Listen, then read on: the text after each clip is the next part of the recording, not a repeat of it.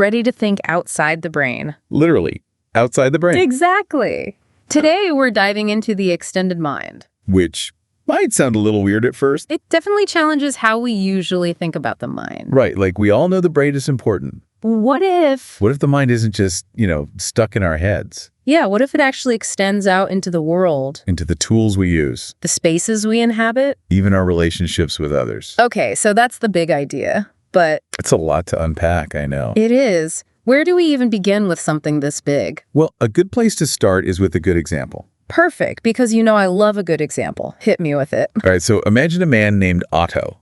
Otto has a really bad memory. Okay, I've been there. Bad memory. Got it. But Otto has a notebook, and he writes everything down in this notebook. So it's like his lifeline, his external memory bank? Exactly.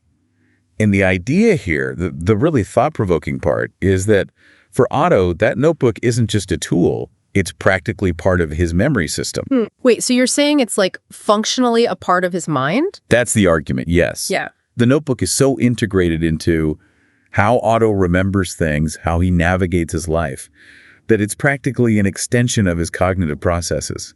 Okay, I'm starting to see where this is going, but it still feels a little strange.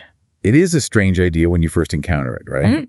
It's challenging our deeply ingrained intuitions about where our minds begin and end. Okay, so then how do the proponents of this idea, how do they actually make their case? Well, one of the core arguments they use is something called the parity principle. The parity principle. Okay, break that down for me. Sure, it's pretty simple at its core. The parity principle basically says that if something happening inside your brain would be considered a mental process, then a similar process happening outside your brain. But still, like, connected to you somehow. Yes, tightly coupled to you, should also be considered a cognitive process. Okay, I think I did the principle, but give me an example. Make it concrete for me. Okay, so let's say you're trying to solve a jigsaw puzzle, and you pick up a puzzle piece, and you mentally rotate it in your mind to see if it'll fit. Yeah, I do that all the time. That mental rotation, that's a cognitive process, right? Totally. I'm using my brain to visualize, to problem solve. Exactly. Now, what if, instead of just picturing it, you physically rotate the puzzle piece with your hand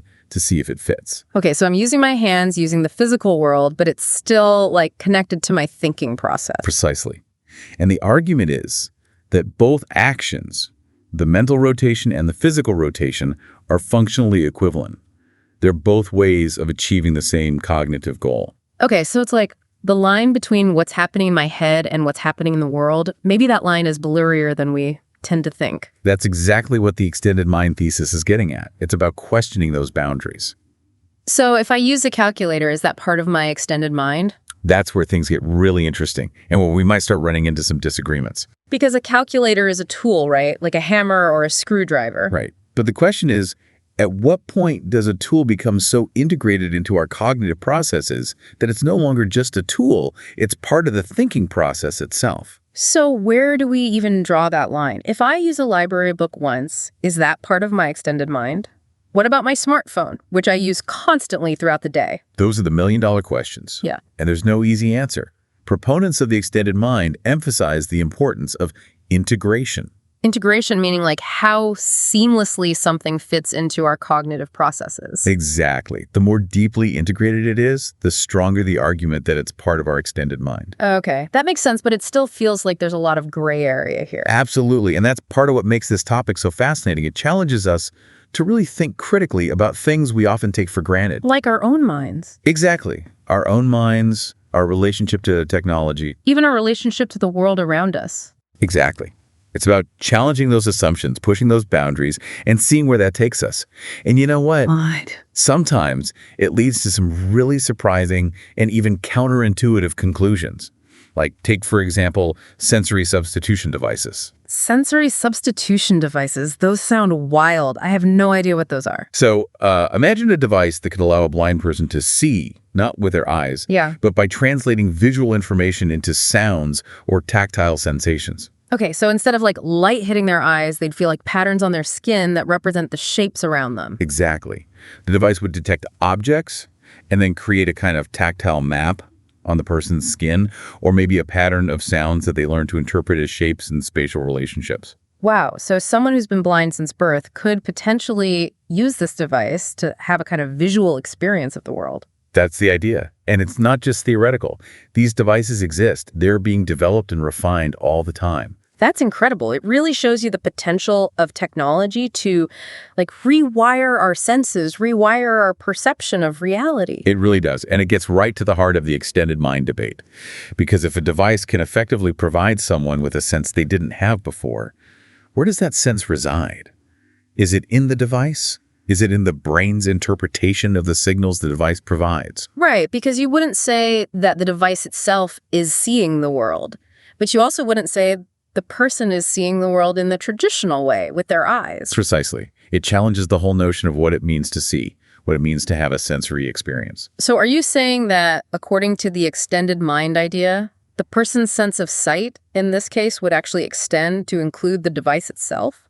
That's the argument some proponents would make, yes. That the device becomes so integral to the person's perceptual experience, so tightly coupled to their cognitive processes, that it's no longer just a tool. It's part of the sensory system itself. Okay. Wow, that is mind-blowing. And it makes me think about all the other ways we use technology to extend our senses, even in more everyday ways. Like, for instance? Well, like, I'm thinking about how I use my phone's camera to see things that are out of reach, or how I use noise-canceling headphones to control my auditory environment to literally block out the world when I need to focus. Absolutely. Yeah. Or even something like using GPS navigation instead of relying on maps or our own sense of direction. These are all ways we're using technology to extend our senses, to interact with the world in ways that go beyond our innate abilities. And these technologies are becoming so seamlessly integrated into our lives, it's easy to forget that they're even there sometimes. Right. And that's what makes the extended mind thesis so relevant, I think. Because it's not just about these extreme examples like sensory substitution devices.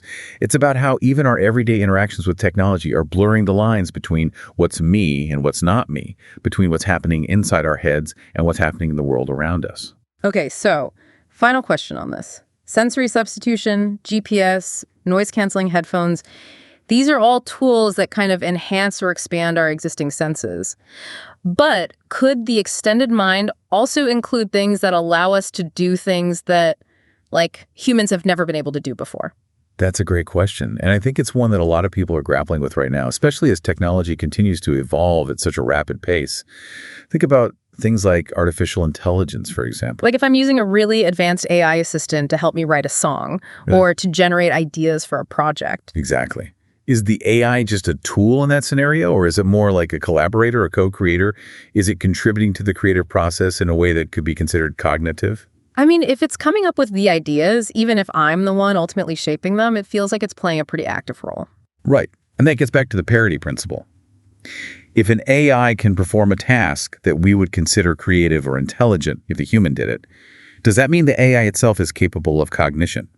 And if so, could that AI be considered part of our extended mind if we're working closely with it, integrating it into our creative process? So the extended mind isn't just about, like, extending the reach of our existing abilities. It could also be about expanding the very definition of what our minds are capable of. Exactly. It's a very expansive way of thinking about the mind, and it raises all sorts of fascinating questions about the future of intelligence, creativity, and even consciousness itself. I mean, if our minds can extend into the world, into objects, even potentially into other minds, where does the self end and the other begin? Yeah, that's a whole other deep dive right there. It really is. But for now, I think I need a moment to process all of this. Take your time. These are big ideas. They really are. It's like my whole concept of what it means to be me is feeling a little shaky right now. I can relate.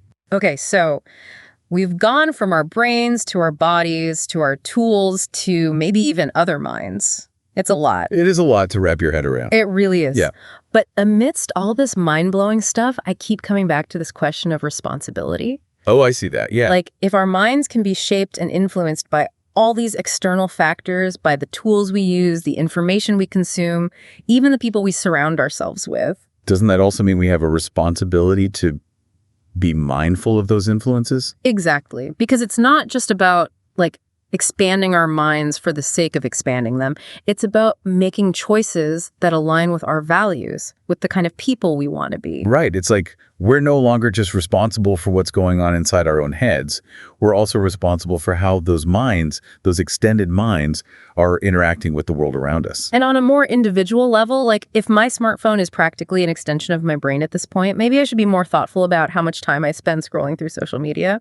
Or what kind of information you're feeding your mind, right? Right. Because it's not just the time, it's the quality of those inputs too. Totally. But I guess what I'm struggling with here is like, how do we even begin to navigate this new reality? Where do we draw the lines? What are the ethical guidelines for living in a world where the mind extends beyond the brain?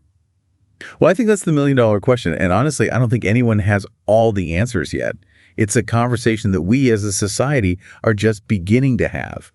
But I do think there are some principles we can start with. Okay, like what? Give me something to hold on to here. Well, for starters, I think it's about being aware, right? Just being conscious of the fact that our minds are constantly being shaped by these external forces. That's step one, awareness. Okay, so awareness, check. What else? I think it's about being really intentional about the tools and technologies we choose to use. Like asking ourselves, is this tool actually serving me? Is it helping me become a better, wiser, more compassionate person? So kind of like a digital detox, but for our minds. Yes. Exactly. A mental spring cleaning. Love it. Okay, awareness, intentionality. Anything else? Well, and this might be a bit more philosophical, but I think it's also about remembering that we are not just isolated minds. We're part of a larger web of interconnectedness. We've hit on that a few times, this idea that our minds are connected, entangled even. Exactly. And I think that awareness, that sense of interconnectedness can be a really powerful antidote to some of the more isolating or dehumanizing aspects of technology. Because if we remember that our actions, our thoughts, our choices, they have ripple effects that extend far beyond ourselves. Then we're more likely to act with compassion, with empathy, with a sense of responsibility for the well-being of others. Precisely. So yeah, awareness, intentionality, interconnectedness, those are just a few starting points, I think, for navigating this new landscape of the extended mind. Those are great starting points, and I think they speak to something really important that you touched on earlier, which is that this isn't just about technology, right? It's about how we understand ourselves, our place in the world, our relationships to each other. It's about recognizing that we're part of something much bigger than ourselves, which is kind of beautiful when you think about it. It really is. It's about expanding our circle of compassion to include not just our own minds, but the minds of others, and recognizing that we're all in this together. I love that. Okay, so this has been an incredible conversation, truly mind-expanding in every sense of the word, but I know people are going to want to dive deeper into this. So for our listeners who are ready to really go down the rabbit hole, where should they go? What are some resources you recommend? Oh, well, you can't talk about the extended mind without mentioning Andy Clark. Of course. He's like the OG of extended cognition. Exactly. Yeah. His book, Supersizing the Mind, is a must-read if you're serious about understanding the ins and outs of this theory. And I think for folks who are more interested in the philosophical side of things, there's that classic paper he wrote with David Chalmers back in the 90s, right? Yes. The Extended Mind. It's like the paper that launched 1,000 debates. And it's still relevant today, all these years later. Absolutely. Yeah. It's one of those papers that really makes you think differently about the world, and maybe even about yourself. Exactly. I know our listeners are going to love that one. Any other recommendations? Yeah, for something a little different, a little more grounded in the everyday, I'd also recommend Don Norman's book, Things to Think With. Oh, that's a good one. It's about how we use objects to think and how good design can actually make us smarter. Exactly. It's a great example of how the extended mind isn't just some abstract theory, it's all around us, shaping our lives in very real and practical ways. Awesome. Well, we will definitely link to all of those resources in the show notes so folks can check them out.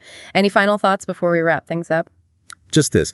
I think the extended mind is a really hopeful idea ultimately, because it reminds us that we're not limited by the physical boundaries of our brains.